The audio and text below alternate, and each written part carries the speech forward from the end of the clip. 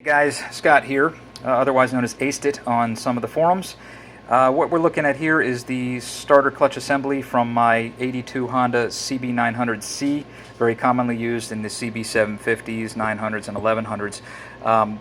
The problem with these is that these bolts will back out on you. There's three bolts that hold the basically the cap onto the bearing assembly, which is a one-way design in that when your starter gear goes ahead and rotates the gear, it's going to grip one way in order to turn the bike and then release. Okay. The problem is that these bolts back out, even from the factory. They just back out, and a common fix is to go ahead and take them out, put red Loctite on them, torque them down to spec, and be done.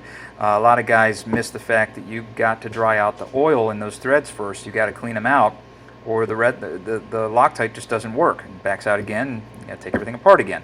Well, an upgrade is to use a more modern starter clutch assembly from a Yamaha, believe it or not, a Yamaha R6.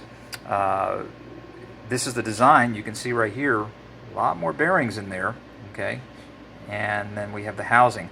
We're not going to use the gear. We don't need the gear. We have the Honda gear. It's built for the bike. This is obviously not. You can see the difference. It's smaller. Okay, we're going to take this off. Very easy. Usually just spin in the way that it's going to be free, and it comes right off. Now, the bearing assembly is separate, as you can see. It's a separate piece from the housing. Okay, we're going to use the whole assembly. We're not going to use this.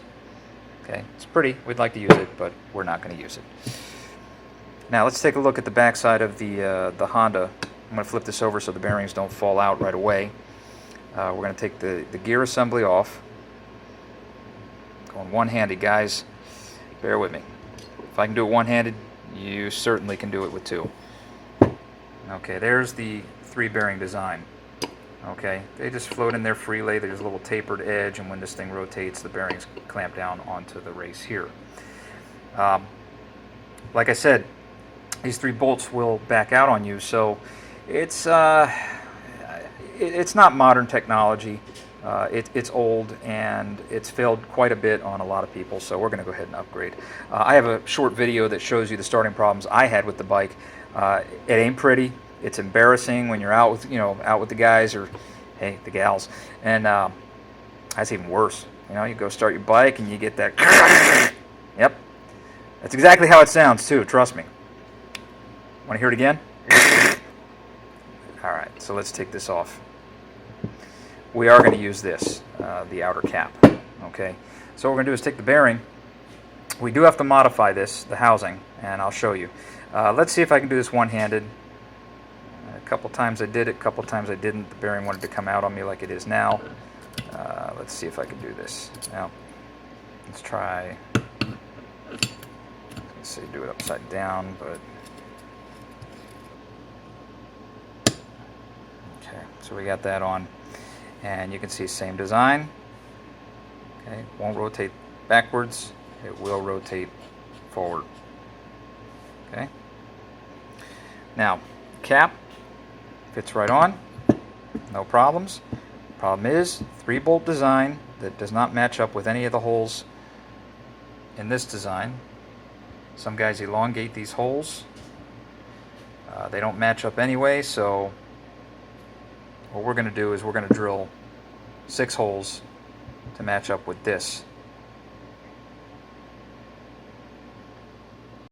Okay, I've already gone ahead and washed my parts in a good degreasing solution. You can see I also drilled out the holes in the plate. Again, I chose to drill out 6 new holes, okay, instead of reusing the 3 here, drilling 3 others, but then I'd have to elongate these. My preference, you can do it any way you want. It's just a matter of measuring, okay. You should be able to do that without a problem. I also got new bolts. They are 8mm by 125. They are 1 inch long from the bottom of the thread to the top of the bolt. These are going to go into the bearing holder here once we put the cap on. Okay, and you can see how the holes line up.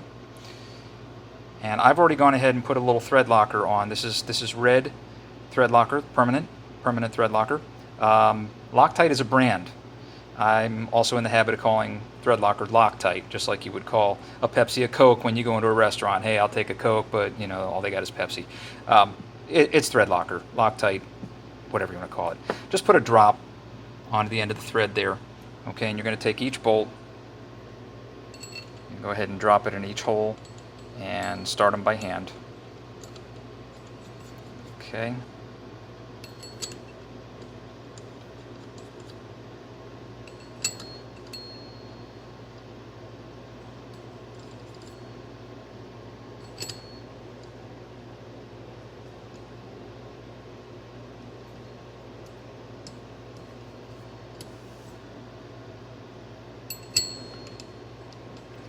Mind you, I'm doing this all with one hand, so it won't be as fast, but it'll be as effective.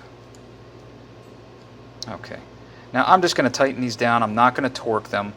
On the final installation, when you get it on the bike, you can torque it now. It doesn't matter, but it's easier to torque it once it's on, you know, on the spline, so that you have something to grip the whole assembly on. I'm just going to tack them down with the wrench. It's a 13mm bolt.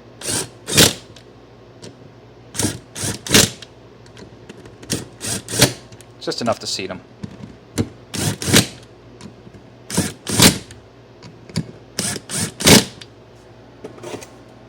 Okay. And there you have it. That's the completed assembly. Now this will come off, so be careful. Don't pick it up and then, you know, the whole assembly comes off the gear. It's kind of hard to get back on once it's bolted. It tightens up, so try not to do that. Otherwise, you'll just have to back them out. Okay, so here we are back on the bike. Very easy. You just go ahead and slide it on. Okay, push it on until it's flat. And these are going to be torqued to 24 to 27 foot-pounds each. Personal preference. I don't know if it's needed on this, but I like to crisscross, just as you would lug nuts. It's usually a good habit to get into, so they seat properly. And then just reassemble everything. It's as simple as that. If you have any questions, just hit me up down below, and I'll try to help you out the best I can. One small correction, guys. I just noticed when I was reviewing the video, and I'm just not going to take everything apart and redo it. These bolts here are going to be torqued to about 19 to 22 foot-pounds. The center bolt on the advancer assembly is 24 to 27 foot-pounds. I just don't want you over-torquing these bolts here. It's not much, but it was worth mentioning, and I just wanted to bring it up to you. Again, any questions, let me know.